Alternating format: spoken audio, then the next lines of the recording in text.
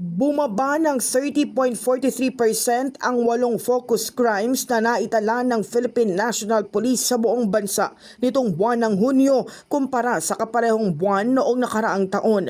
Mula ito sa 3,073 cases na bumaba ng 2,138. Pinakamalaki ang ibinaba sa carnapping ng mga motor vehicle na mula sa 27 ay naging 9 na lamang o katumbas ng 66.67%. Sumunod ang rape na bumaba ng 57.25% mula 697 cases sa 298 na kaso at physical injury na bumaba ng 40.15%. Nabawasan din ang kaso ng homicide, carnapping of motorcycle, robbery, theft at murder.